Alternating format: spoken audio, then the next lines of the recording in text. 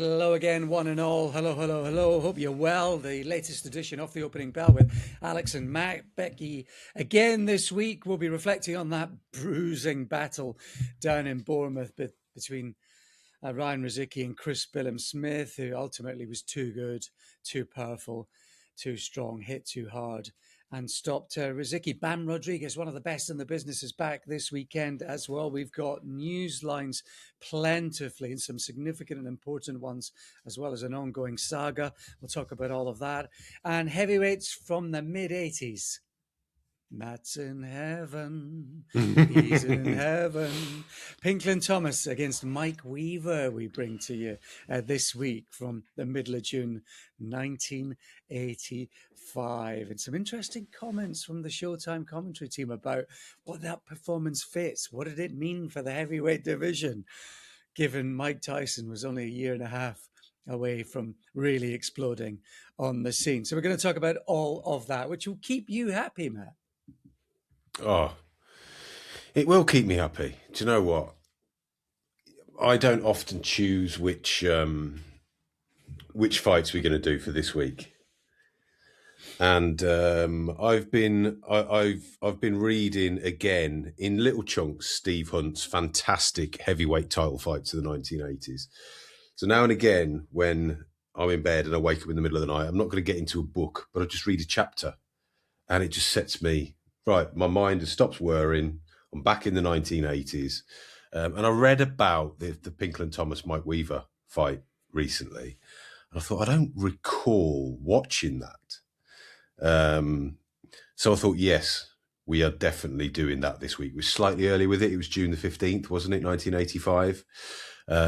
But yeah, terrific little fight from an era plentiful of dodgy fights in the heavyweight division. That was the Pinklon Thomas Mike Weaver fight was something of an aberration of this era, and I really enjoyed watching it. Yeah, I need to buy a copy of that Steve Hunt's book. It's on my list of to-dos. I will do that. He actually, Steve, regular listener.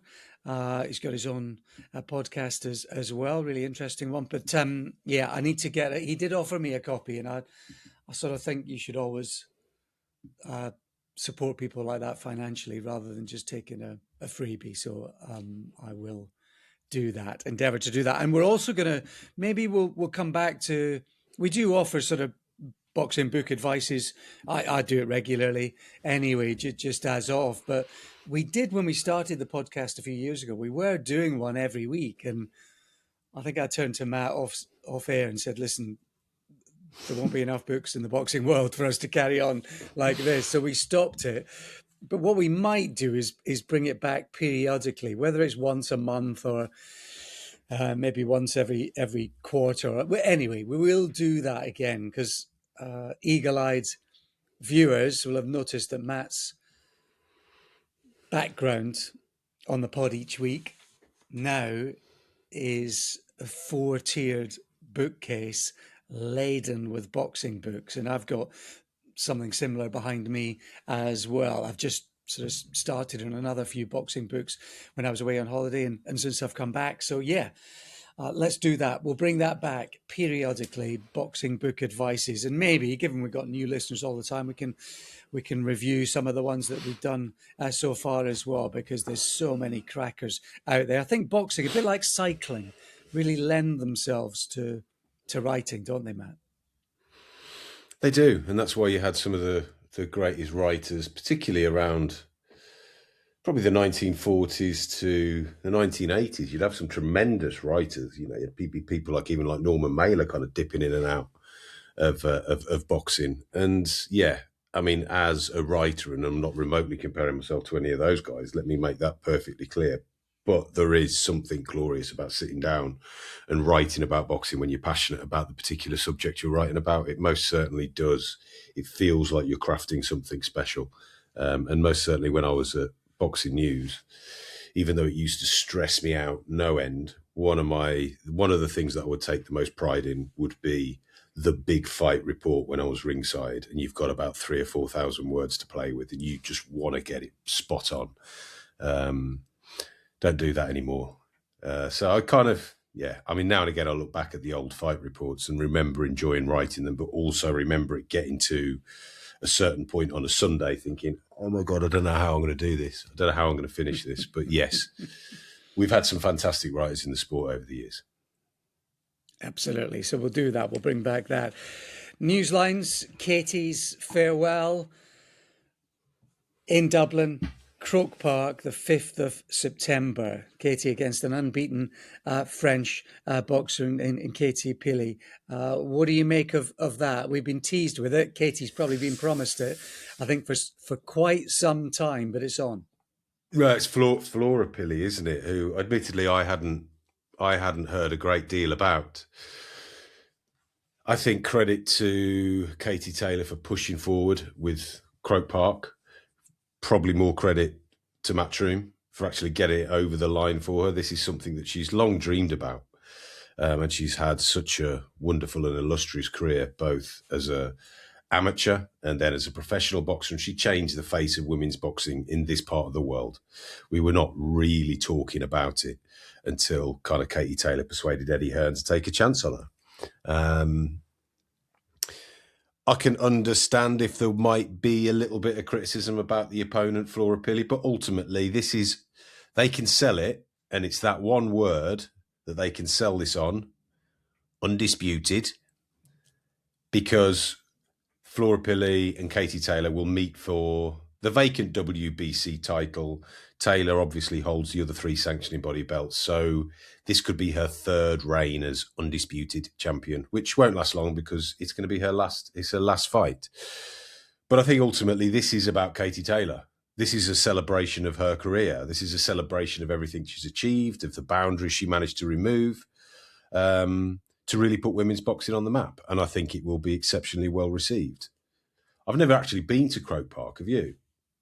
I have. I went to when what they call the Aviva, the rugby stadium in Dublin, the Rugby Union Stadium in Dublin, when they were redoing that a few years ago. My guess would be around 2007, 8, 9. I'd guess around then. Yeah, when they were redoing that, the Irish rugby home games moved to Croke Park. And it just so happened there was a Scotland away in Dublin fixture then. And so I went to that. I went to Scotland, Ireland at Croke Park. You can walk out. It's a bit of a walk, but a bit like Murrayfield from the West End of Edinburgh. You can walk. It's quite a long walk, but you can walk from Dublin. Thousands and thousands of people do that. And it's a lovely walk to do with thousands of people. It's a historic stadium. If I think for boxing, it will be able to hold about just over 82,000, something like that. So, yeah, and it's got loads of sort of resonance, positive and negative, in history as well, that particular stadium. So it does mean something to Irish people. There's no doubt about that. So it's a fantastic venue. It'll be an event. And I wonder, Matt, do we think, because Katie's loved by the Irish. I mean, it's difficult to quite get your head around it if you haven't at least tasted it. But I'm sure lots of boxing fans will remember, even back in the day when, Katie was an amateur, she was almost getting open top parades back in those days, just when she was an amateur. So I think the people will come out. I wouldn't be surprised if they got close to that big number. I think I'd be expecting it to sell out, to be honest. I think as a boxing fan, you'd probably, something like a Chantel Cameron fight would have kind of added a bit of jeopardy to proceedings. I think at this stage of Katie Taylor's career, however, what is she, 39 years old? Even though she's coming off a terrific performance against Amanda Serrano, to really kind of define that rivalry of her superiority over it, there is that danger she could slip up. So there will be an element of danger, but I think purely given everything that you've just described there with her popularity over there, given what she's achieved for the sport, and this is a celebration of that, I think they'll come out in their droves for her. I think I'd want to be there, Matt. Well, I bet you could be, Alex. I bet you could make that happen. Remember the last time we went over to that part of the world? It's actually Northern Ireland, and we went over planning to have a weekend of work and spend the whole weekend in the bloody pub. Yeah, do you remember that? We went to Belfast, took our recording kit. To be fair, we did have an interview with Frampton lined up, didn't we? And it turned out he actually wasn't. He was in the UK that weekend. He wasn't even back home. So we did have plans to get stuff. And if we'd got Frampton, then we're thinking about going to get Jerry Story. And there were things in place, but Frampton fell through, and it ended up basically just a weekend there was pub crawl. There was a pub opposite the hotel, and we thought, oh well, we better go and reconvene in there. And that was it, wasn't it? It was a tremendous weekend, but it was just a 2.5 day pub crawl, wasn't it? Yeah, but I'd like that early September, Croke Park, even just as a punter, just to go as a punter. I think I'd like that. I think I'd love to be part of that. That'll be a celebration. Any sense that it could be a party spoiled? Like I say, there's always that danger at this stage of her career. I don't know enough about Pili to say that. And I've looked at a bit of footage of her. I've kind of looked back on where she kind of came from. And it's like night and day when you compare it to Katie Taylor's career, with Katie Taylor winning 5 world championships, winning the Olympics. And she was so well known as an amateur and so well educated and everything else. Pili doesn't come from anything like that kind of background. But as I say, at the age of 39 and the long old career she's had, and the way that boxing can be so cruel that when she eventually gets to Croke Park, she struggles, but I can't see it. I just can't. I think even if Katie Taylor has declined from when we last saw her, the sense of occasion will get her through. We're recording at the start of the week, and news coming through today on a Tuesday morning that Boxer have signed a quote-unquote multi-fight deal with DAZN. Troy Williamson against Callum Simpson rematch on the 8th of August in Leeds is the fight that kickstarts that. You'd heard a sort of few murmurings that maybe it was only going to be a one-fight deal. What would it mean for the BBC agreement? I suppose as a neutral, as an objective person, I'm looking and saying, does Boxer have the roster, the fighters to function both of those broadcasting platforms? I think is a fair question to ask, but give us some more details on all of this, because on the face of it, that's big news for Ben Shalom and Boxer. That's another olive branch or helping hand for them in what seemed like difficult times. Yeah, I mean, it's they've got a press conference this afternoon where they're kind of promising to explain everything in regards to how it's going to work, having a deal with BBC and having a deal with DAZN. As you said, there were whispers yesterday this deal with DAZN for the Troy Williamson, Callum Simpson rematch was a one-fight only deal with DAZN. However, Boxer have this morning announced that it is, in inverted commas, a multi-fight deal with DAZN. And having spoken to some people there this morning, they're saying, yes, we've still got the deal with the BBC as well. Goodness knows how that works. I mean, Ben Shalom and Boxer have had quite a turbulent time since the contract with Sky expired and wasn't renewed last June. So that's over the last 12 months. They've lost some of their key figures, haven't they, to rival promoters, specifically Zuffa Boxing. And I heard Eddie Hearn come out at the weekend and say that kind of him and Ben have been talking behind the scenes and they've been talking in friendly terms, and that Eddie Hearn had a lot of sympathy for what Ben Shalom is trying to deal with in regard to his fighters being taken away from him.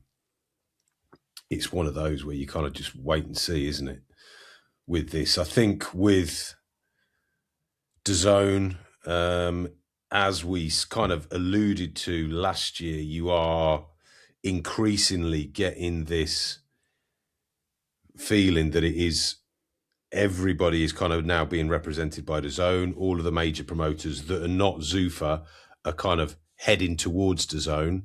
And then you've got Zuffa on Paramount Plus in the US and Sky Sports in the UK kind of doing their own thing. So there will be this division between the two. Whether it will work having all other boxing on DAZN, is that going to get them the subscription numbers they need? I don't know. They always keep their subscription numbers very, very close to their chest. And some might say that's because they're not that impressive. And you do wonder how much longer the people that are putting their hands in their pockets and keeping DAZN going are going to be willing to do that. We're still for my mind, DAZN is still largely unknown to anyone other than boxing fans. And are there enough boxing fans out there to sustain this and make this a long-term thing? All signs at the moment point to, and all of the things that they're saying, is we're in this forever. This is the global home of boxing. We're going to be here forever. But one wonders, in a similar way to kind of even HBO and Showtime, is that you can draw in a fairly solid base of people that are watching, but ultimately, does boxing just become too expensive? Do they manage to get football? Do they manage to get something else? And will boxing still be a priority for the people at DAZN if they can get some of the other sports that are known to gain greater audiences?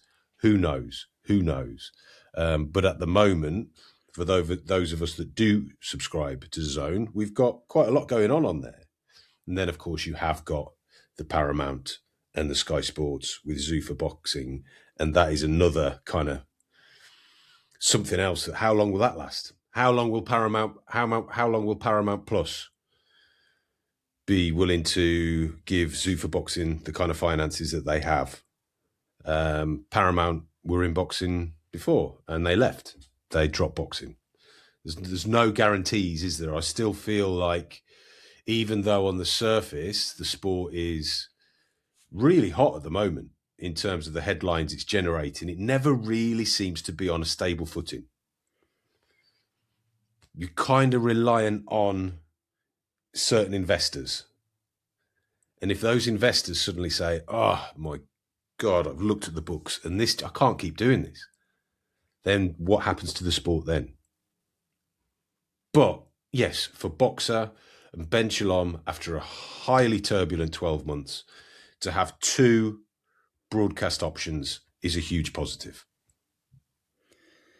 Well, the DAZN books have been eye-wateringly negative for several years now, and that's an ongoing saga story. So it's fair to ask that question about them as it is to people like Paramount. I think Zuffa will be buoyed by the political alliances in America in particular that could provide some continuity of support and assistance with that. There's no question about it, certainly while Donald Trump is in power over there. So you can underestimate that political clout for this movement for the time being.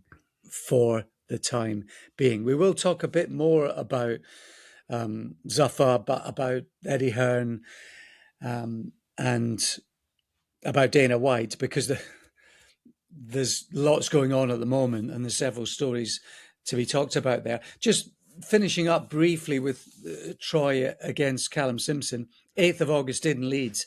Again, I mean, that was in December when Troy Williamson had that big win. It shows you how the dreaded rematch clause is even working its way down to British title fights, Matt, isn't it? That we are where we are because of that. I mean, Troy Williamson had a mooted potential world title challenge or step towards a world title challenge in the intervening period, and yet he's not been out for nearly 6 months now, and that'll be 8 come fight time. So it shows you how ridiculous that is, that all of this has taken that long and Williamson has been put in that position in the form of his life, in advancing years in his life.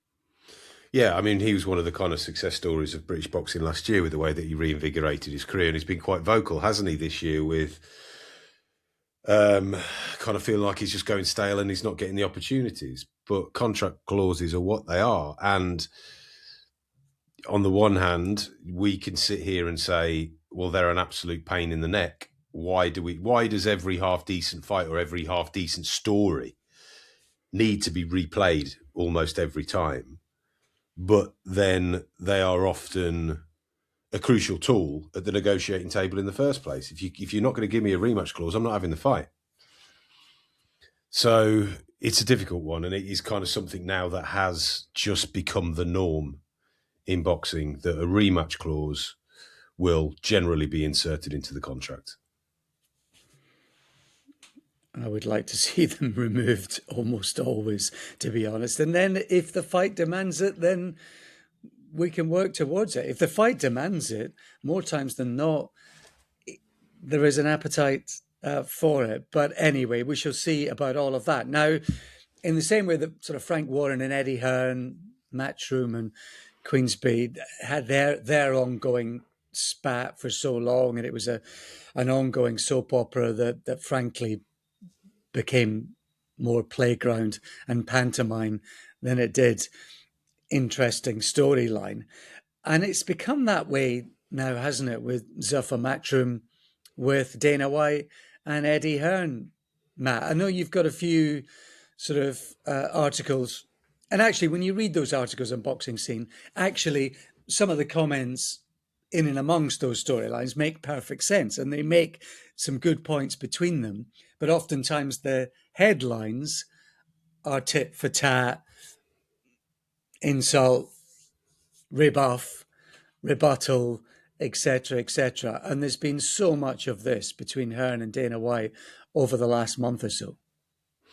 Yeah, and I'm already fatigued by it. You know, it gives you flashbacks to 10 years ago when Frank Warren and Eddie Hearn were constantly at each other's throats at the expense of the sport just kind of moving forward. I thought at the time, I thought it wasn't particularly helpful. I know that it's good for a headline. It's good for a YouTube video. It's good for a question when you're a YouTuber to ask them directly about their rivals and be amused as they go off on one and give you another soundbite. But you do wonder, really, what good does it do for the sport in the long run? I think right now, Dana White and Zuffa and what they're doing, people are watching really, really carefully. Because whatever one's opinions on Dana White, and he has expressed a few recently that are not related to boxing or not related to the combat sports arena. I think some of his comments about men and mental health, and I didn't see the entire thing. Admittedly, I did just see kind of some quotes about that, and you just think, what is this? Who is this horrible man? But then a lot of his ideas about the sport of boxing ring true with the kind of ideals that we've been preaching on this podcast. We know that the sanctioning bodies have been, although they each of them in their own way will do good things for the sport, each of them in their own way will give the sport its current kind of infrastructure. My opinion is the same as Dana White's, is that they have been a thorn in the side of boxing for too long in the way that they operate, particularly their rankings that simply just don't make sense, that are not fair, and the confusion that they cause. And thus Dana White is coming in to kind of hopefully give us an alternative to that. But while doing so, anybody new that comes into the sport will particularly one as kind of loud and bombastic as Dana White, will ruffle the feathers of those that have been existing quite happily inside boxing, and people like Eddie Hearn, who probably with hindsight shouldn't have gone out on the attack as early as he did with Dana White. And I think they're all a little bit guilty of it. But Eddie Hearn, of course, is the one with the biggest following, the one who always draws the most engagement and attention, and essentially attacking their product before it was even had got off the ground, which is in the same respect that Eddie Hearn is frustrated. It's going to annoy someone like Dana White, who's got a proven track record over in MMA. And now it's just become this kind of one-upmanship nonsense. I can do this. No, you can't. Yes, I can. No, I can't. I've got more power than you. No, you haven't. They're not going to work with you. Yes, they are. And already you're like, oh, here we go again. However, I think it's important to dial down into one or two of the topics or the subjects that there may be bristling each other with, because I think that can be informative. And I think also, as for us, whether you're working in the sport or whether you're just a boxing fan, I think it is important also to just take a step back and remind yourself of the short-term goals of Dana White and Zuffa, and that is to disrupt. They want to throw a stone into boxing's pond and watch the ripples grow. And they are being effective in that. So when someone's telling you that, you have to take everything they say with a large spoonful of salt. So just take a step back. But I think also it's important as well to dial into one or two of the details, Matt. So we might have some closer sense of what actually is at play and what is red herring bogus. He has talked about AJ Fury, Dana White, recently, saying that he will be involved in that in one way or another promotionally. And he was saying, why is Eddie Hearn not mentioning a venue yet? I know where that is. I will be involved. Why would I say something like this? Why would I lie when it's out there and I'd be known to have lied? So that's an interesting subject. That's an interesting point. Those are some interesting lines. What do you know? What do you understand about his involvement in the AJ Fury fight? I don't know anything. I'll be honest. I don't know anything. I know as much as everybody else who's been following it. In all honesty, there's some of the things that Dana White is saying, like he knows the venue, that he was involved in the process of getting the contract signed, and then essentially, what do you think I'm going to lie about this? I think are really interesting comments. I think he clearly is involved. He will be. And I think you can also, given some of Eddie Hearn's comments prior to what Dana White said at the weekend, where Eddie Hearn was pressed on where is the fight going to be, Anthony Joshua, Tyson Fury, and Hearn saying, well, yeah, the UK will be a front runner, but we have to remember it's November, so it may have to land in America. I think the kind of flakiness of that answer would only add fuel to what Dana White is saying, in that Eddie Hearn may know exactly full well where the fight is going to be, but at this moment in time, he doesn't want to announce that it's going to be in America because he doesn't want to upset everybody that's expecting this Battle of Britain to take place in Britain. I don't know. I really don't know. I'm still far from convinced the fight will even happen.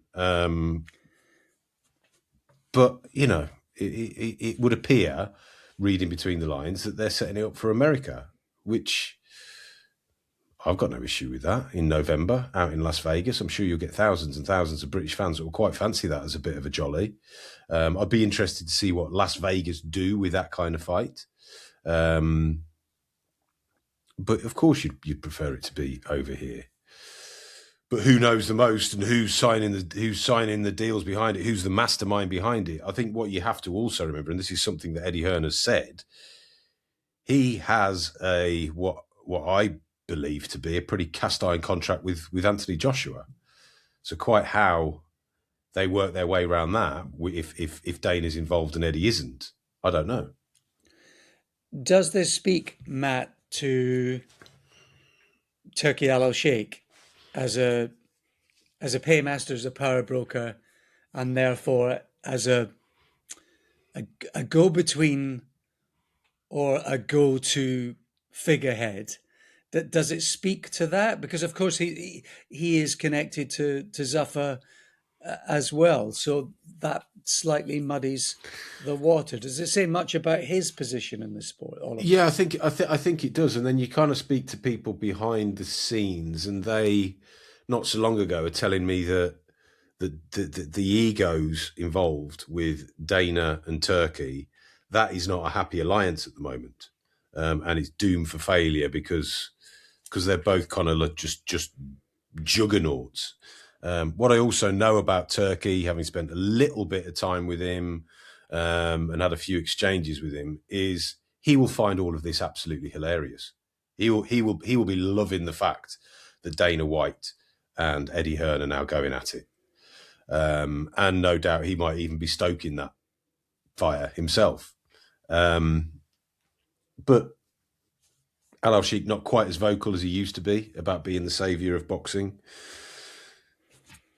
It's a never-changing feast out there, isn't it? But I am. Do you know what? Increasingly, I want to see what happens next with this Zuffa boxing thing. I was listening to an interview with Steve Bunce. Steve Bunce interviewed Dana White, and I think this was before a fight for the Zuffa August the 8th show was announced. But that is going to be for the vacant middleweight title featuring Stevie McKenna. And this is where kind of their philosophies, they've got to be, they're either in with the sanctioning bodies or they're not. But now the line appears to be, if the fighter wants to fight for the sanctioning body title, we will work with the fighter and the sanctioning body to make that happen. If they're not so bothered about the sanctioning body title, it will be the Zuffa Boxing Championship that will be on the line. And that's when you have this, oh, okay, so this isn't coming to take over. It's an addition. It's another one. That's just what we need, a fifth championship in each weight class. And as I've said, and I know I've said this is probably the third or fourth week in a row I've said it, every promoter out there is capable and does make very good fights. They're all capable of making very good fight cards.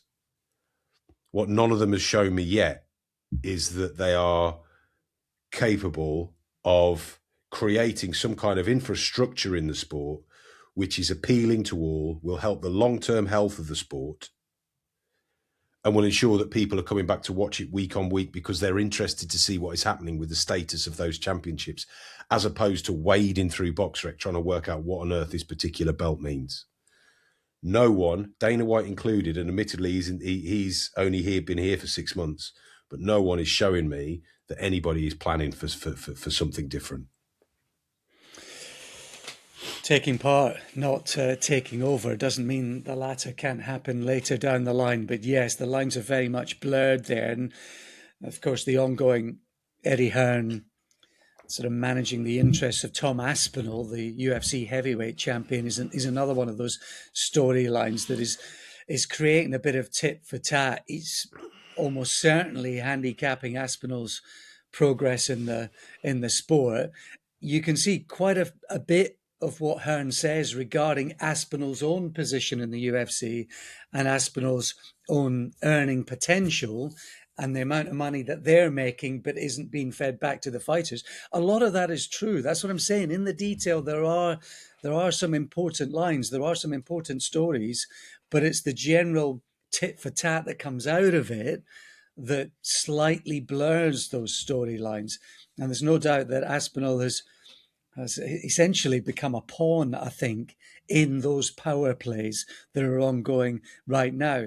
And I'll link it into Chris Billam-Smith against Ryan Rozicki, Matt, because there were several fighters ringside in Bournemouth, either as friends off or as gym mates off or as promotional stable mates of, who were there.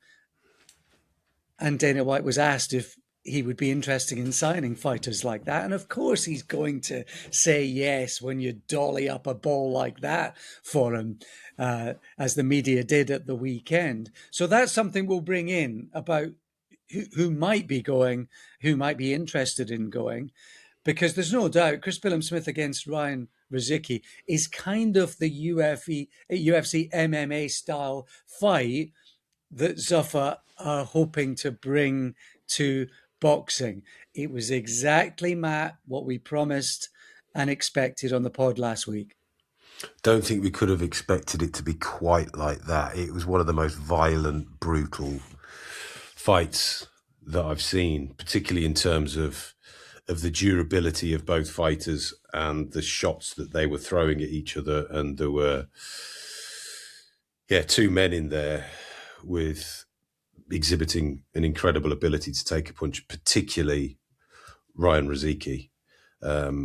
We see probably week in, week out, a fighter stand up to one or two of these kind of blows. But has been said many times since Saturday night, this was like something from a film. These are the kind of punches that you see Rocky Balboa stand up to, and you think, no, that wouldn't happen in real life. Ryan Rozicki's resistance was as impressive as it was terrifying, in that 5-6 punches landing flush, powerful shots from Chris Billam-Smith, who's a very, very good puncher. Rozicki would just kind of blink, reset, and then walk forward again. Demonic, almost. And I was so relieved when he was pulled out of the fight. I think, as I said on Twitter, it was like Robot Wars. It was, I don't recall seeing anything quite like that for just sustained punishment taken and apparently having no effect apart from his face was falling apart.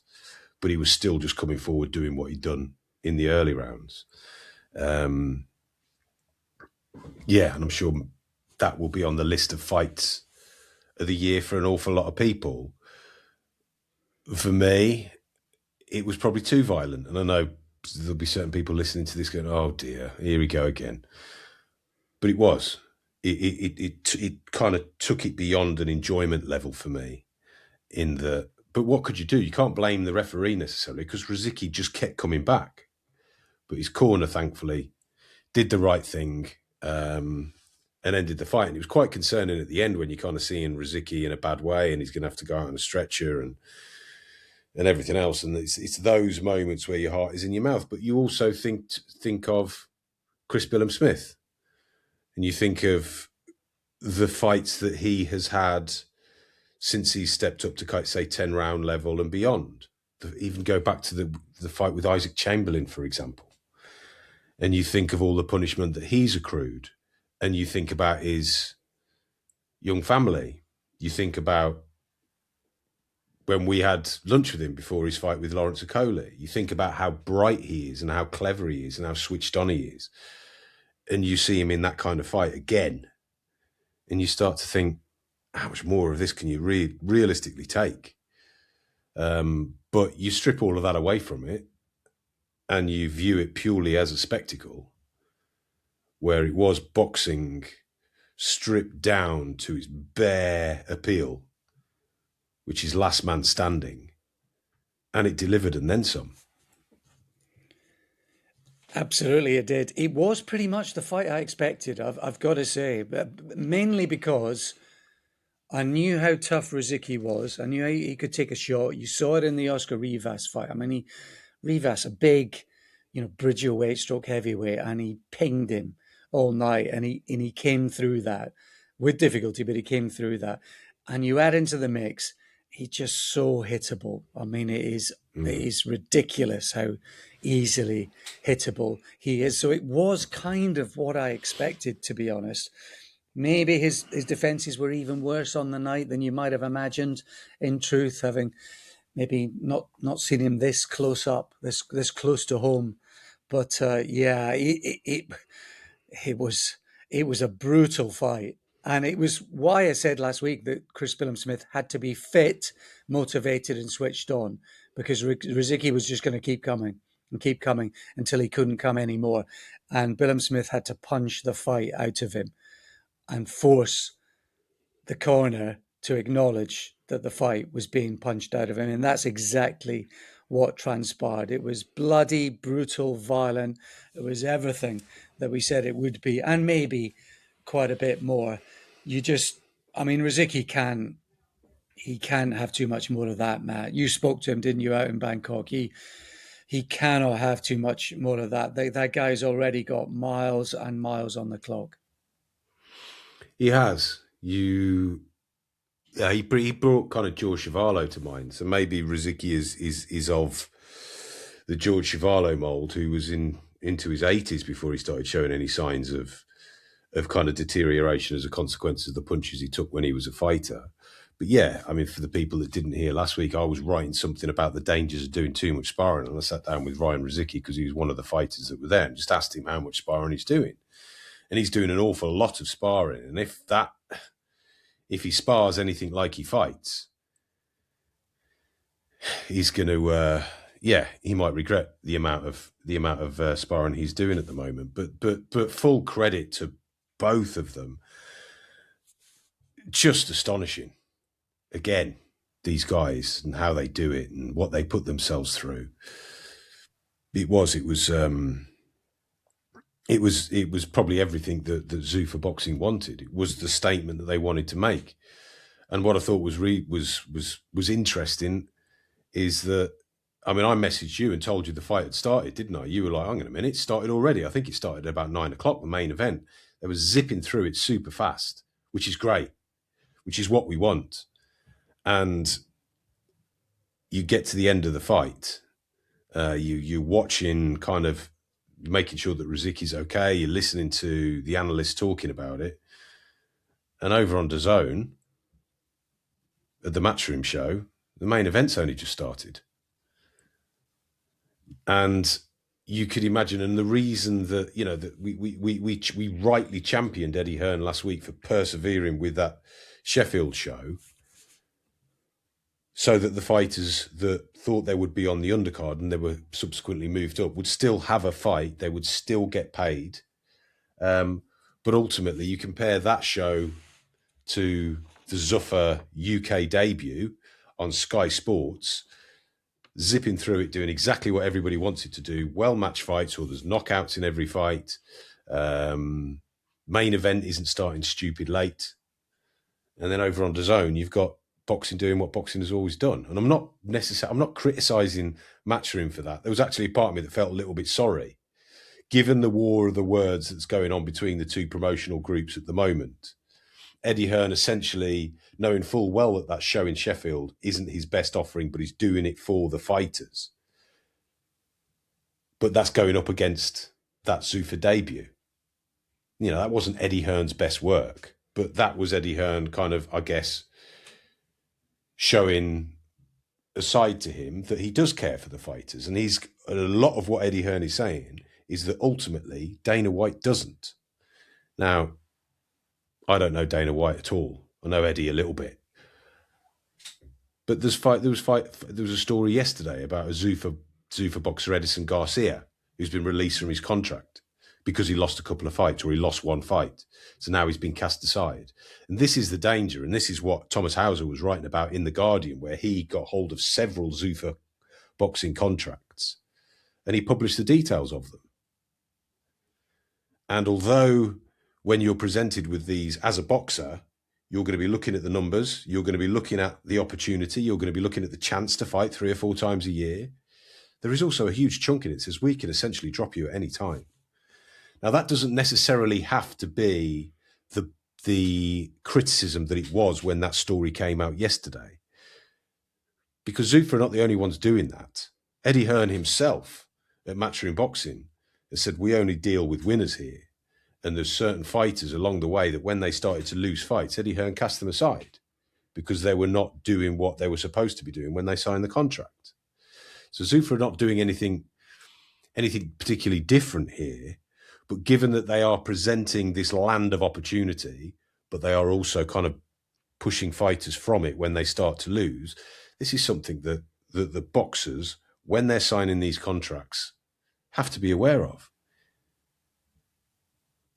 But it fits perfectly for people like Conor Benn, who get the multi-million-dollar one-fight payoff and maybe the promise of more to come. Ryan Garcia fight in the offing as well, whether that's going to be Zuffa and Golden Boy or what, remains to be seen. But for people like Conor Benn, and in truth, for people like Chris Billam-Smith, I mean, it might just be 2 and out, mightn't it, for CBS? It might be this, another packed, boisterous, fantastic home crowd for him in Bournemouth.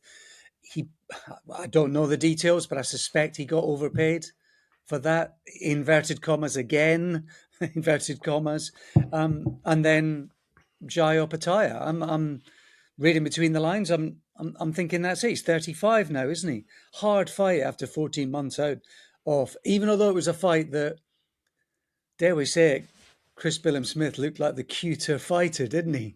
In there, dare we say it, which is saying a lot, relatively. But 14 months out of the ring, and he gets thrown in to that line fight, comes through it as well as he can do. Let's be honest about it. But you sort of think he saw Pataya next, and then see you later, isn't it? Unless he wins that one. Yeah, I would hope that is the plan for Chris Billam-Smith. I suppose what I'm saying, Matt, is for people like that, right at the end, who want to maximise, is absolutely perfect. The bigger picture, as you've just highlighted with those Thomas Hauser articles and contracts, the bigger picture and the main picture for the majority is very different. Well, yeah, I mean, yes, you've got the headline names, haven't you? Like your Conor Benns, to a slightly lesser degree, Chris Billam-Smith. You've got J.R. Pataya. There's talk that Shaka Stevenson's heading over there. There's all sorts of people that are supposed to be going over there. But if you look at the Zuffa Boxing website and you look at all the fighters they've got, there's about 50 or 60 fighters there. And yeah, it's only going to be those that are the very top of the food chain that are going to have any kind of guarantees, I suspect. So Chris Billam-Smith rolls on. Ryan Rozicki has to lick his wounds, and they are plentiful. Well done to Josh Padley over the weekend. He narrowly defended his European title. And in that pick'em, Jack Massey against Chef Clark, well done to Chef Clark. Chef Clark overcame Massey in that one. So good performance from Chef Clark. That really is a big win for him. This weekend, one of the best in the business, Matt, is back in action. Bam Rodriguez against Antonio Vargas, who's only lost the once. He's gone the distance, drew with Daigo Higa as well. He's got lots of international experience. This is Bam Rodriguez dipping his toe in the water at bantamweight. So he's moving up from superfly to bantamweight, extra 4 pounds. But is this, Matt, a step towards Naoya Inoue? Yeah, that's the plan. It's not even a secret. That's what everybody is aiming for. Bam Rodriguez wins this, which he's massively favoured to do so. He's a huge favourite, something like 14, 15, 16 to 1, I think, favourite to win this fight, to win another belt. I think it's the secondary belt in the bantamweight division, WBA. This is afterwards. They want pretty much to announce that they're going to be fighting Naoya Inoue over in Japan. Can you imagine that?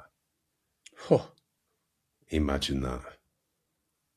I mean, I have imagined it because I've been thinking about it over the last couple of days when I've been looking at this fight, in truth. Any sense that Vargas is a banana skin for Bam? No, to be honest, no. No, I haven't seen anything in Vargas in his most recent fights that suggests to me that he has any chance here whatsoever.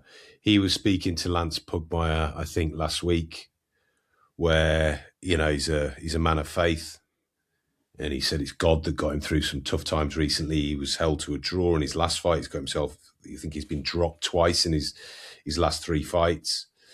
And he thinks the higher power will save him again against Bam Rodriguez. He thinks that it's kind of written in the stars for him to win this fight as well, and he'll get the helping hand that he needs. He's going to need a pretty large helping hand, I think, this weekend to cause what would be the upset of the year. And you're not saying you want him to lose necessarily, but what we do want is Bam versus Inoue, and we don't want an upset at this time. You keep your drama for another weekend. Let's just follow the script this weekend, please. And I think both the way he trains, the way he prepares, and crucially the way he fights, Bam Rodriguez, that is, I think it does lessen the chances of a spike, of an upset. I think the way he goes about, he's so professional, so diligent, such a hard trainer, and he's so intelligent with the attack and the press, isn't he? That it's different with Inoue. We'll come to that on another day. I think the way he fights for Inoue is appealing, but for most mortals, that's not at play. No, and I think even if you go back and you look at the biggest upsets that have occurred in the past, okay, now and again there's a Hail Mary shot that's just landed and from nowhere that's caused it. But very often it's things like poor discipline, not taking an opponent seriously, not training properly, having trouble making weight. You can't imagine any of those come into play here. The only thing is that he's stepping up in weight. And will those extra few pounds be just not suit him? And even then you would still think that he'd have far too much. He'll have far too much. And he will win this fight. I just can't make a case for an upset at all in this weekend. But we're going to be watching that fight through that prism. Yeah. That how does Bam look up at 118 pounds? There's no doubt. Because, I mean, obviously it's another 4 up to Inoue as well, so way beyond where he's been, which is, you know, in most other weights, that's sort of one division, more or less, isn't it? But in the lighter weights, there's a couple. Yeah, and it can have an effect. We've seen it before with, I mean, the first fight that comes to mind, and this was another fight that we all wanted to see down in the lower weight classes, was Vasily Lomachenko against Rigondeaux. And then it was a leap too far for Rigondeaux. He wasn't the same operating in that higher weight class. And then he went back down in weight to get some more success later on in his career.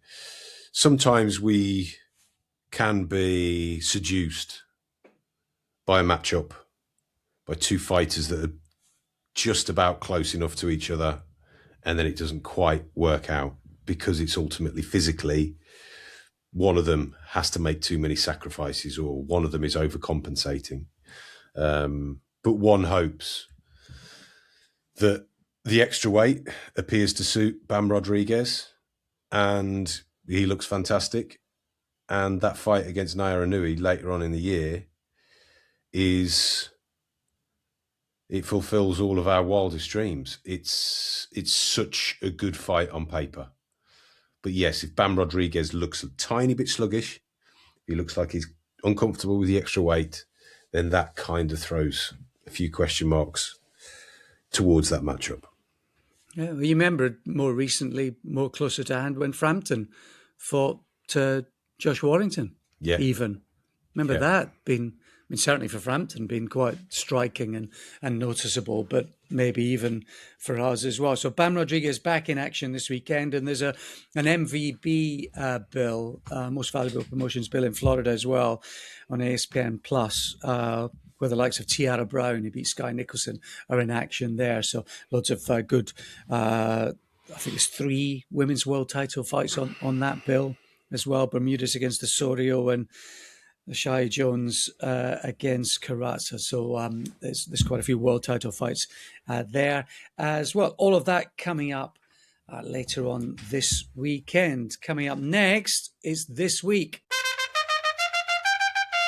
And this week we take you back to the middle of June 1985, the Riviera Hotel in Vegas, a Don King bill, largely surrounding the heavyweights. Tim Witherspoon in action against Bone Crusher, Berbick in action against David Bay as well. Mike McCallum was on that bill also. So lots of big names, but top of the bill, nominally, Pinklon Thomas against Mike Weaver, the unbeaten Pinklon Thomas and former world champion Mike Weaver, who at the age of 33, Matt, was looking to roll the dice one more time. You say one more time. He did roll it another few after this fight, but he was Yeah, he had that kind of record where you'd look at it and you'd think he had no chance. 27 wins, 10 losses, 1 draw. Heck of a puncher, Mike Weaver. Kind of really surprised Larry Holmes in the late 70s in 2 fights with Larry Holmes, proved his ability, scored that miraculous knockout of John Tate in 1980 in the last minute, losing widely on the cards, wins the WBA heavyweight title. A real time of change in the heavyweight division, kind of everybody mourning the end of the 1970s with your Foremans, Muhammad Ali, Joe Frazier, Ken Norton, etc. And Mike Weaver was one of the kind of perennial leaders of the 1980s, always there or thereabouts in top 10 rankings. Mike Weaver called himself Hercules as a consequence of his physique. I think he was the WBC number 1 contender coming into this fight. Pinklon Thomas had won that belt the year before when he'd beaten Tim Witherspoon. But there were a few question marks about Pinklon Thomas, only 27, but he'd had a rough old life up to this point. 12 years old, he was injecting heroin on the streets, grew up in the ghettos. He'd had injuries in boxing. He had 3 operations to his left hand, 1 operation to his right. He had a detached retina that he'd just got repaired. And there was question marks about whether that would affect him, probably more psychologically than anything else. And Larry Merchant says just before that Pinklon Thomas, 2-1 favourite, quite rightly, but there's a lot of people that I respect that are telling me that Mike Weaver is going to draw Pinklon Thomas into a dogfight and Mike Weaver's going to come out on top. And for a little while, it looked like that might be transpiring. Thomas starts fast, Weaver, notoriously slow starter, gets tagged early, dropped, finishes the round on steady feet. And then from the second round onwards, Mike Weaver is the kind of aggressor. Third round, it looks like he's taking control. And if you look at the judges' cards at the point of the stoppage, I think 2 out of the 3 judges gave Mike Weaver rounds 3, 4, 5, and 6. So at the end of 7 rounds, he's level on 2 cards and just down by a point on another, despite being knocked down himself. Really entertaining fight, I thought. What did you think of it, Alex?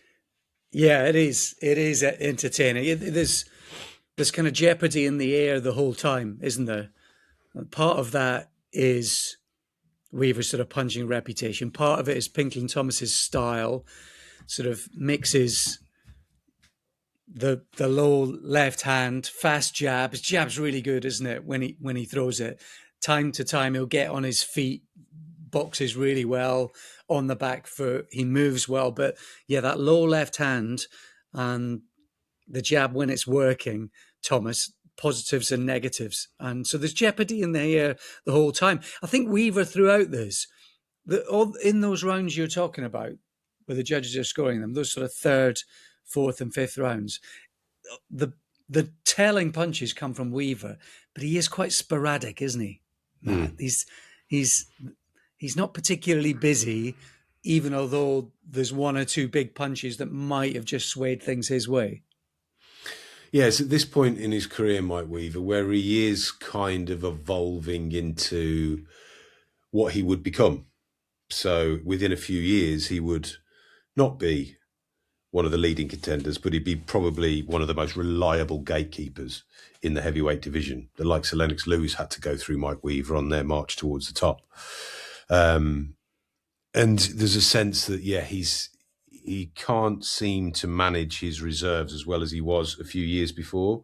There's quite a few fights I've seen with Mike Weaver where when it gets to the middle rounds, he looks like he's breathing really, really heavily. And he's very conscious that he can't go all out.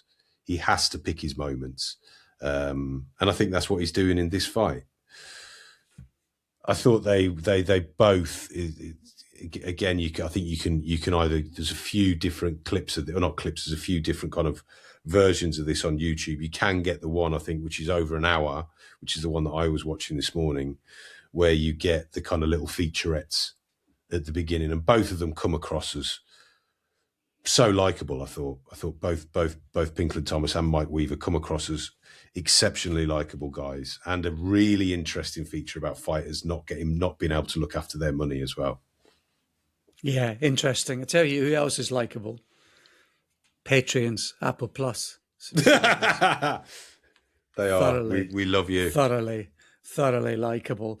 Thank you so much for your continued support. If you do want to support the pod, help us to come at you each and every week, then it's less than $5 a month. You can sign up via Patreon. The beauty of the Patreon is you can interact with other boxing fans and followers of the opening bell. But you can do that on the app or on patreon.com or Apple Plus if you'd rather keep your sort of podcasts within that one umbrella. But Patreon's easy enough to access. And also, of course, the lovely people at NAS Medical as well. They are the leading independent experts in ringside medical care. They provide global medical coverage for professional and amateur boxing events, ringside medicine training and basic life support accredited courses. Boxer safety is their priority. That's nasmedical.co.uk. Thank you to the lovely team there. And of course, NAS Medical would have been keeping a close eye on Mike Weaver's left eye in the second round, wouldn't they, Matt? Because it looks like he gets a thumb in the eye, visibly distressed or disturbed by it very early on in the fight. And then Sugar Ray Leonard's kind of explaining that, it's the gloves are all wrong. It's still there's the thumb section is sewed to the main body of the glove, but there's still enough maneuverability there for the thumb to get loose and poke in the eye. And I think everybody agreed that it wasn't intentional from Pinklon Thomas. I think he threw 3 jabs in quick succession, and I think it was the third one where the thumb most certainly appeared to go into Mike Weaver's eye. I think there'd have been in the Pinklon Thomas corner as well afterwards, because Thomas got a cut in his mouth in the first round. His team claimed that from that moment in the first round, Thomas is just swallowing blood for the rest of the fight. The blood is just coming out of the wound in the inside of his mouth and just going straight down his throat. He's having to deal with that. He's got a cut above one of his eyes as well. And as Weaver is coming back into it, and this is something else that I really enjoyed, is listening to what the corners were saying in between rounds. And you had Angelo Dundee doing classic Angelo Dundee stuff. Rounds 4 into 5, he's telling Pinklon Thomas, you're fighting a really, really bad fight. And then, of course, we saw Dundee do that with Muhammad Ali. We saw him do it with Sugar Ray Leonard most famously. And then you've got Sugar Ray Leonard on co-coms, who immediately says, that's not something you want to hear. And he's obviously speaking from experience. But yeah, I mean, Angelo Dundee doing what Angelo Dundee does. Yeah, very much so. Yeah, I thought he was a bit harsh, actually. I thought he was a bit harsh, but know your man or your woman, isn't it? Know your boxer, know your fighter. And definitely, I think, whether it comes down to conditioning or consistency, I don't know. But there's no doubt Thomas is more consistent all the way throughout this fight. And noticeably in the 7th, Matt, the pace drops, doesn't it? You can see they're both tired, but the pace just goes zoom. Yeah. And I think it's Thomas who, having been more consistent, probably profits from that. Even still, though, the finish in the 8th round is quite stunning and instant. Well, it's just a fantastic one-punch knockout, classic one-punch knockout, isn't it?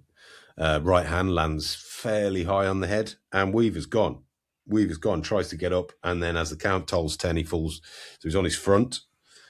Just about scrambles up at around 9-10, but he's not upright. And as he tries to get upright, he just ends up flat on his back. But it was, I would imagine at the time that finish would have been sensational because it wasn't expected. And when you're not expecting it, it makes a one-punch knockout all the more scintillating when it occurs. And the commentators are just thoroughly enjoying the fight.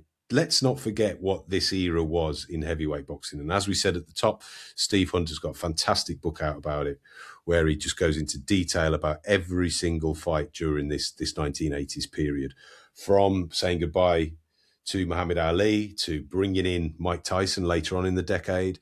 But at this point, nobody knew who Mike Tyson was. And people were just thinking, what is happening in this heavyweight division? The IBF had rose in prominence as a consequence of Larry Holmes. The WBA title was just being passed around. Nobody could make a successful defense of it. Very similar to the WBC as well after Larry Holmes gave it up. So you had Tony Tubbs as the WBA champion, Larry Holmes, or as Pinklon Thomas refers to him as, Peanut Head.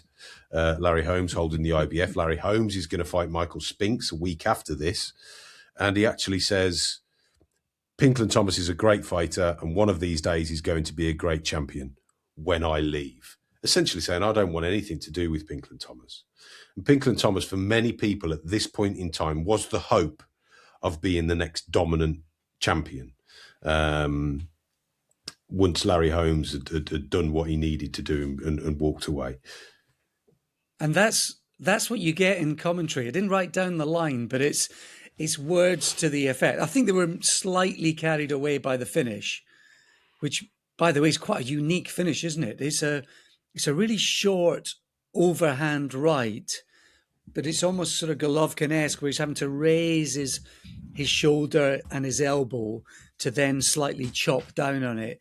It all happens. He sort of raises his shoulder and his elbow, and it's such a short chopping right hand, really effective. But Steve Albert in commentary, they're more or less saying, is it dawn of a new era, birth of a new star, effectively, is what they're saying. Of course, they'd be right in a year or so.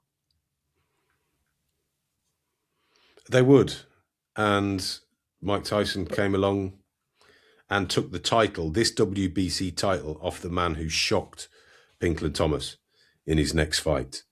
After this fight, Pinklon Thomas said he's going to go on a vacation, and he actually said, then I want to fight someone easy. And already that was thought to be Trevor Berbick, who had knocked out David Bay on the undercard. Neither Bay nor Berbick looked particularly capable of stepping up and winning a championship. But Trevor Berbick did exactly that. He stunned Pinklon Thomas, and that really was the end of the Pinklon Thomas story, as in he is going to be the saviour of the division. He would, of course, come back and secure a fight with Mike Tyson and do pretty well, I thought, against Mike Tyson for a few rounds before getting knocked out in the 6th. Later on in the decade, I think that was in 1987. But one thing we haven't mentioned about this fight, and I couldn't find anything more about it, is there's just a little bit in the commentary that I think it's Sugar Ray Leonard notices it. He starts saying Mike Weaver's wife has collapsed at ringside, and then I think it's Steve Albero says at the end of the round, actually no, or I think it was Steve Albero said it. He said, "Oh no, we got that wrong. It's actually Mike Weaver's mother got in a fight." Yes, and then Sugar Ray Leonard says, "Did she win?"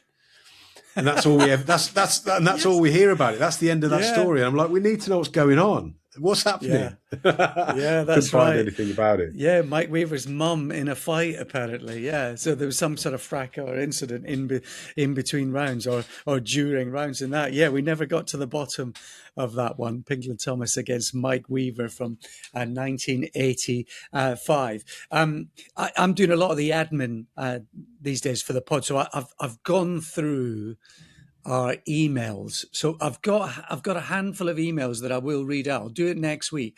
I had a really sensitive, really good email from someone on the back of the Fabio Wardley Daniel Dubois fight. So obviously that's past now, but I do want to read that email out because it was a really sensitive, well written, thoughtful email about how that boxing fan felt during and in the aftermath of that fight. So I've saved about 6 or 7 emails, which I will sort of turn to. So if you do want to email us, I'm across that now.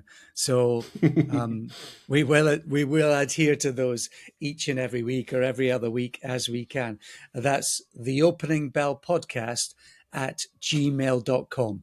The Opening Bell Podcast at gmail.com. So if you do want to get in touch with us, obviously you can get us at Opening Bell on the socials anyway. You can always interact with us on Twitter or on the socials and obviously via that email address as well. And with that in mind, I do have several boxes of Boxing News, Ring Magazine and Boxing Monthlies that I'm not going to keep. I'm not interested in keeping them.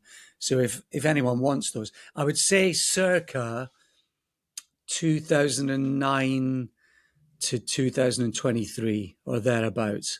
And there are several boxes. So if you're interested in those, want to get your hands on them, The Opening Bell Podcast at gmail.com. Get in touch with me and we can maybe try and get those to you. Matthew, enjoy the rest of the week. Patreons, You too, my Apple friend. Plus subscribers, NES Medical, thank you so much. Feel free to sign up. Feel free to get in touch. Interact with us. We'll speak to you again next week. Bye for now.